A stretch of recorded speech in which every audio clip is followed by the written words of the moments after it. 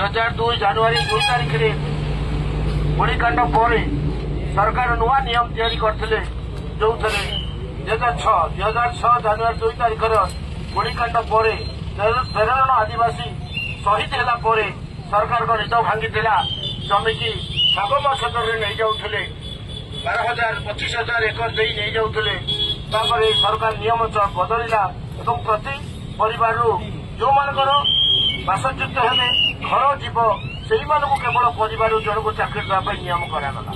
କିନ୍ତୁ ସେଇ ନିୟମ ଭିତରେ ରଖାଗଲା ନାହିଁ ଯେ ତାର ଯଦି କୌଣସି କାରଣରୁ ଆକସ୍ମିକ ମୃତ୍ୟୁ ହୁଏ କି କୌଣସି ଅଘଟଣ ଘଟେ, ତା ପରିବାରରୁ ଅନ୍ୟ କାହାକୁ, ତା ପୁଅ ହଉ, ସ୍ତ୍ରୀ ହଉ, ଝିଅ ହଉ କି ତାଙ୍କ ପରିବାରର ଅନ୍ୟ କୌଣସି ଉତ୍ତରାଧିକାରୀ ହଉ, କାହାକୁ ଏଠି ରଖିବାର ବ୍ୟବସ୍ଥା କରାଗଲା ନାହିଁ। ତା ଛଡା ଯେଉଁମାନେ ଘର ଖଣ୍ଡିଏ ଥିଲା ସେ ଖଣ୍ଡିଏ ଚାକିରି ପାଇଛି, ଯେଉଁମାନେ ହଜାର ହଜାର ଏକର ଜମି ଥିଲା, 20 ଏକର, 30 ଏକର, 15 ଏକର ଜମି ଚାଲିଗଲା, ଚାଷୀ ଚାଷ କରୁଥିଲେ, ଘର ଚଳାଉଥିଲେ, ତାକୁ କିଛି ଦିଆଗଲା ନାହିଁ, ଖାଲି ପଇସା ଖଣ୍ଡେ ଦିଆଗଲା।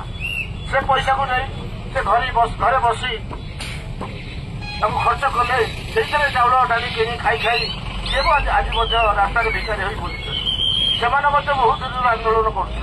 ତାଙ୍କ ଆନ୍ଦୋଳନ ମଧ୍ୟ କାରଖାନା ମାଲିକ କୁହନ୍ତୁ, କିଏ ସରକାର କୁହନ୍ତୁ, କି ଏଠିକାର ରାଜନୈତିକ ନେତୃବୃନ୍ଦ ଯେଉଁମାନେ ସୁବିଧାର ଦାୟିତ୍ୱ ନେଉଛନ୍ତି ତାଙ୍କ କଥା କୁହନ୍ତୁ, କେହି କର୍ଣ୍ଣପାତ କରୁନାହାନ୍ତି।